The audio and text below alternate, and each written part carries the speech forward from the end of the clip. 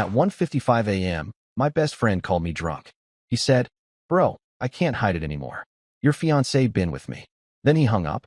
I've replayed that night in my head more times than I can count, and no matter how many times I go over it, it always begins the same way. The stillness, the quiet that clung to my apartment like a heavy blanket, and then the shrill ring of my phone, splitting the silence right down the middle. The clock on my nightstand glowed 1:55 a.m. in sickly green numbers. I almost ignored it. Almost. But something about the tone, the drawn-out vibration, made me roll over and grab the phone. The name flashing across the screen wasn't random. It was Jonah, my best friend since middle school. When I answered, the first thing I heard was his breathing, ragged, uneven, the kind of gasps you hear when someone's either been running or crying. Then came his words, slurred with alcohol, but sharp enough to cut through me. He said he couldn't keep hiding it anymore. Said he'd been with Kara, my fiancée. Then the line went dead. No argument, no explanation, no chance to respond. Just silence. My phone screen went black, and I stared at my own reflection in the glass for what felt like forever. At first, my brain fought it. Told me it had to be a sick prank. Jonah had a dark sense of humor, sure, but he wasn't cruel like that. Except there had been signs, hadn't there? Late nights Kara brushed off with vague excuses. Jonah dodging my calls the past few weeks. That lingering glance between them at dinner 2 Fridays ago. Small things I shoved aside, because who wants to think their fiancé and best friend are capable of something like that? But at 1:55 a.m., with the taste of bile rising in my throat, denial wasn't an option anymore. I got out of bed so fast my legs tangled in the sheets, nearly sending me crashing to the floor. I pulled on jeans, grabbed my hoodie, and jammed my feet into sneakers without socks. Keys, wallet, phone. That's all I took. I didn't even think, didn't plan. My hands just knew what to grab while my brain screamed inside my skull. The drive across town blurred into a smear of stoplights and empty intersections. My chest thudded with each red light, my fists tightening on the wheel until my knuckles whitened. I don't remember music, or the hum of the engine, or even the cold air seeping through the cracked window. Just the words, "Been with Kara." When I pulled up outside Jonah's building, I didn't need to check twice. Her car was parked in the lot. My fiancé's little gray hatchback, tucked in the shadows like it had every right to be there. That sight snapped something in me. The building's stairwell reeked of stale beer and cleaning chemicals as I climbed. Every step was heavier than the last, as if the floor was trying to drag me back. But I didn't stop. I couldn't. Jonah's door was half open when I reached it. A thin strip of light spilled into the hallway. Inside, I heard movement. Quick, panicked. A thud. Then her voice. Low, frantic. I pushed the door wider. The first thing I saw was a couch blanket crumpled on the floor. 2 wine glasses on the coffee table, one tipped over, dripping red into the carpet. Jonah, half-dressed, clutching his wrist like he'd smashed it against something. And Kara, my Kara, standing frozen in the doorway of the kitchen, her hair a mess, wearing the t-shirt I gave her 2 years ago. The room spun. I didn't shout, didn't demand answers. I didn't need them. Everything I needed was right in front of me. I reached into my pocket, pulled out the small velvet box that had been sitting on my dresser since the proposal, and set it down on Jonah's console table by the door. The gesture felt heavier than words. The sound of the box hitting the wood, soft, final, made Kara's shoulders collapse. Behind me, I heard a door creak open. A neighbor peeked out, wide-eyed, whispering something down the hall. Jonah cursed under his breath, tried to step forward, and stumbled. His foot caught the table leg, and he went down hard. There was a snap, maybe his wrist, maybe something else. He howled, rolling onto the carpet. I didn't move to help him. The neighbor's whispers grew louder, calling for the night manager. Footsteps echoed in the stairwell. Suddenly the hallway was alive with voices. Someone asked if they should call the cops. Kara finally spoke, her voice shaking, words tumbling over each other. Something about a mistake, about being late, about a test in the bathroom. The word test hung in the air like a blade. Jonah's face twisted when he heard it. I looked at both of them, then at the box on the table, and said nothing. When the night manager arrived, clipboard in hand, I showed him my call log. 1:55 a.m. incoming call. Jonah's number. That was all the evidence I needed. He nodded, scribbled notes, and told the crowd forming in the hallway to back off. I turned and walked out. The cold night air hit me like a slap as I crossed the lot.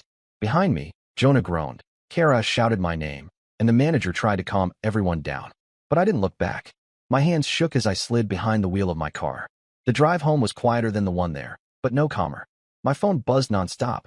Kara, Jonah, unknown numbers I assumed were hers. I tossed it onto the passenger seat and ignored it. By the time I pulled into my building's garage, my decision was already made. I changed the code on the smart lock before I even took off my shoes. The engagement was over. The relationship was dead. Whatever was in that bathroom back at Jonah's place, whether a test or a lie, wasn't my problem anymore. I left the ring box on the kitchen counter, dropped my keys beside it, sat down in the dark with the hum of the refrigerator as my only company. And that's when the phone started lighting up again, one call after another, until the whole counter glowed with their names. Her, him, both of them. I let it ring. The night after Jonah's call barely counted as sleep. I sat in the dark until the first gray light crept across the blinds. The phone buzzed until dawn, screen lighting up with Kara's name, then Jonah's, then numbers I didn't recognize. I didn't answer a single one.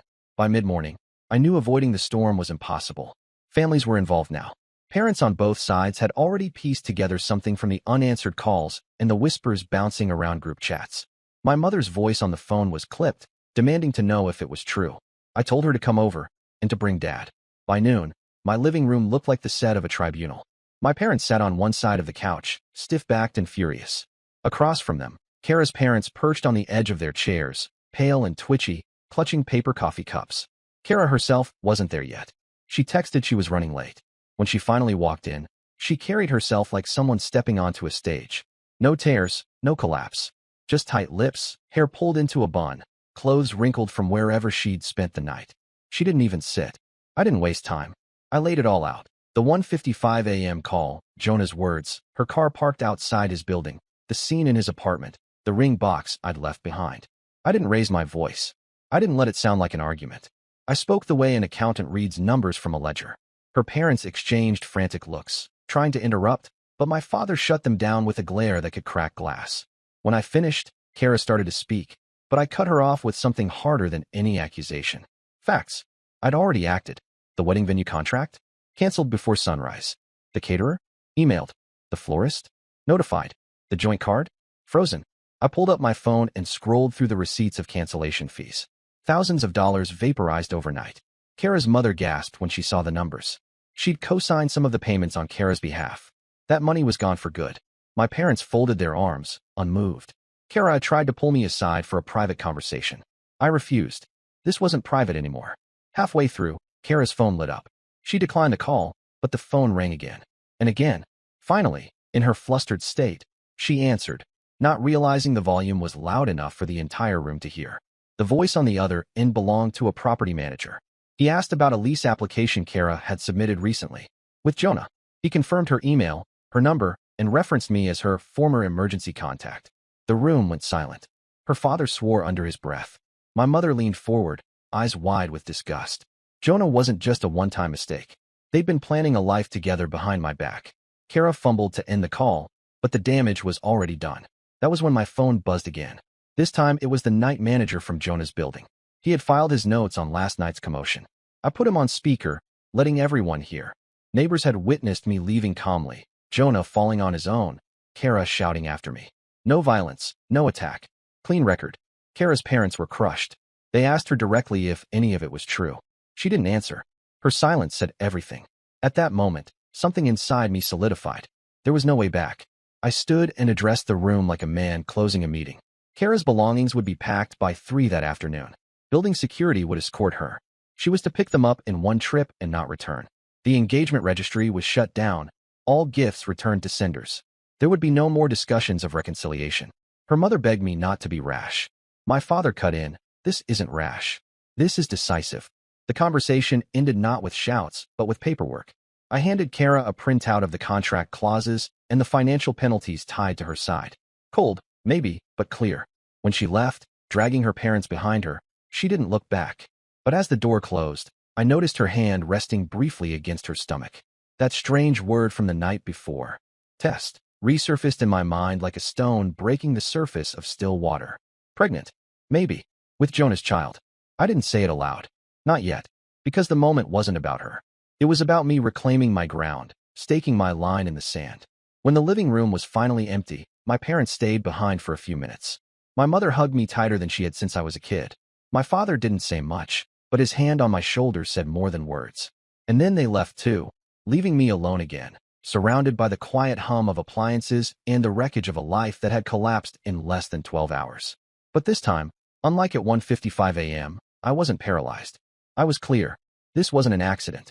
This wasn't a single slip. This was betrayal woven into weeks, maybe months. And it wasn't going to vanish into whispers or apologies. The storm had broken. Now came the reckoning. The following week should have been filled with final checklists, rehearsals, and seating charts. Instead, it was about cancellation fees, legal clauses, and damage control. The venue had called me directly, asking me to come in to finalize the cancellation paperwork. I didn't want to see Kara again, not in person, but contracts don't care about emotions. They wanted both of us present because the bookings were under both our names. So I agreed, but I didn't walk in blind. I brought Elena, my sister, and one of my co-workers, Malik, who'd offered to come as a neutral witness. I needed people I trusted to see everything firsthand. The venue manager, a sharp-eyed woman named Priya, greeted us with a folder so thick it looked like a lawsuit waiting to happen. She guided us into a conference room with glass walls overlooking the main hall. A hall that should have hosted our vows was now prepped for another couple's ceremony. Kara arrived 5 minutes late, parents in tow. She looked worn down, eyes ringed with sleepless nights, but still carried herself with that stubborn defiance I'd come to recognize. And then, as if fate wanted to push the knife in deeper, Jonah showed up too. His wrist was wrapped in a brace, his other hand holding a bottle of water. He slid into a chair with a smirk that only made me clench my jaw harder. Priya wasted no time. She opened the folder and began reading line by line. Lost deposit, catering penalties, floral charges. The numbers stacked higher and higher, each one slamming into Kara's parents like body blows. I kept my face blank, but inside, I savored the justice of watching reality bite. Most of the charges were tied to Kara's side of the contract. She had insisted on managing the vendor bookings, calling it her domain. Now, her domain came with bills that would gut her savings. As Priya went through the breakdown, Kara tried to shift blame, claiming I'd acted rashly by canceling everything overnight. But I slid my phone across the table, screen lit up with timestamps. 2:30 a.m., venue cancellation confirmed. 3 a.m., caterer. 3:15 a.m., florist. All in my name, all logged, all triggered immediately after Jonah's 1:55 a.m. confession. Her parents stared at the screen like it was a death sentence. Then the unexpected happened. The glass door opened, and a woman stormed in. Someone I didn't know, but Jonah clearly did. She was shaking, red-eyed, clutching her phone. I'd later learn her name was Madeline, Jonah's on-and-off girlfriend. She'd been tipped off by a venue staff member who recognized him walking in with Kara. Madeline unleashed a fury that silenced the room. She listed dates, receipts, nights spent together, all overlapping with my engagement. Jonah's mouth opened and closed like a fish, no words coming out. Kara's parents shifted uncomfortably in their seats, realizing their daughter wasn't just tangled with my best friend, but also wrecking another woman's relationship at the same time. Madeline's accusations filled the lobby until Priya called staff to escort her outside. But the damage was done. Now there were witnesses beyond just me. That's when Kara played her last desperate card. She announced she might be pregnant. The words froze the air in the room. Jonah's smirk vanished. His face drained white, his fingers tightening on the bottle until it crumpled. Kara's mother gasped. Her father rubbed his temples like he could rub away the shame. I sat perfectly still. Inside, my heart pounded, but I refused to let it show. If it was true, it wasn't my problem. Not anymore. All I said was, "You two can figure that out together." Priya, rattled but professional, pushed forward with the signatures. She slid contracts across the table, collected initials, and confirmed penalty amounts. When the last paper was signed, the deal was done. The wedding was officially erased from the books. But just as I thought the circus was over, Jonah muttered under his breath. He said he'd fix everything by telling people I had attacked him the night he broke his wrist, that I'd snapped, shoved him, and then ran before anyone could intervene. His voice was low, but loud enough for me, and unfortunately for him, loud enough for the venue assistant standing by the door. The assistant straightened and spoke up. Lobby cameras had captured everything, audio included. Jonah had bragged earlier to a staff member that he planned to frame me. That footage was already stored in the venue's system. Jonah froze. Kara's head dropped into her hands. Priya gathered her papers, announced the meeting concluded, and walked out before the tension could combust. I left without another word. Outside, the afternoon sun felt unreal. Like I'd stepped out of a courtroom into a world that kept moving while mine had been dragged through fire. Elena and Malik flanked me, silent but steady. Behind us, I heard Jonah call Kara's name, panic lacing his voice. I didn't turn around. I just kept walking, each step pulling me further from the wreckage they'd built together. The day after the venue meeting, Kara texted me a long paragraph about talking things through. I didn't reply. She followed it with voicemails, half pleading, half angry, shifting between apologies and accusations. I deleted them all. By evening, the building's security desk called me. Kara had requested permission to collect her belongings with 2 friends. I agreed on one condition. The escort had to stay with them the entire time. No wandering. No drama. When they arrived, I stood in the hallway, leaning against the wall as security buzzed them in. Kara looked exhausted, her friends carrying collapsible bins like they were on a mission.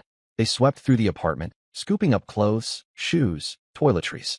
The silence between us was heavier than shouting could have been. But as they left, one of her friends tried to bait me. Muttered something about how I'd regret losing someone like her.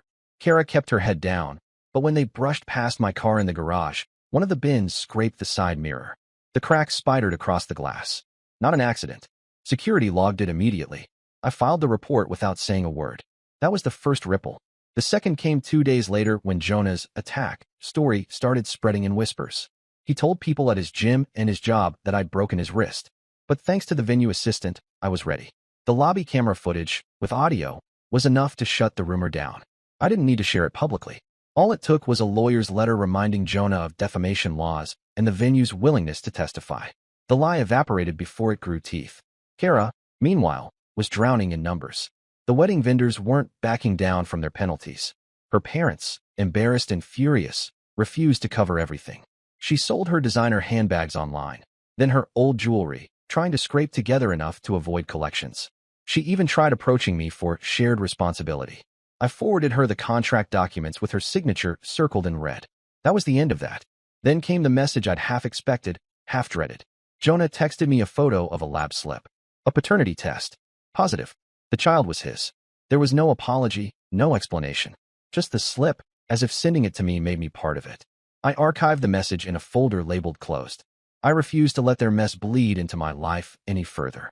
But the consequences didn't stop with money or whispers. Jonah's volunteer coaching gig for a local youth team dissolved overnight after parents complained about his behavior. Word about his love triangle with Kara spread faster than he thought possible. He was asked to step back for the season. His pride took a harder hit than his wrist ever had. Kara's situation crumbled just as quickly. She'd been trying to build a small side business as a wedding planner. Clients dropped her as soon as they caught wind of her scandal. One of them even demanded a refund, calling her a hypocrite. She moved in with a cousin across town and took a retail job, a far cry from the curated life she'd plastered across social media. Everywhere they turned, consequences were waiting. As for me, the silence in my apartment was different now. Not the heavy, suffocating silence from that first night, but a clean slate kind. The kind you can breathe in. One evening, I received an email from Priya, the venue manager. Attached was a file, the lobby audio recording. She wrote that it might be useful if Jonah ever tried again to smear me. I saved it on my drive, sat with it for a week, then deleted it. Not because I wanted to spare them, but because I realized I didn't need revenge. The truth had already done the job. The real consequence wasn't their humiliation. It was that I had my life back. Weeks later, I went to a barbecue at a mutual friend's place.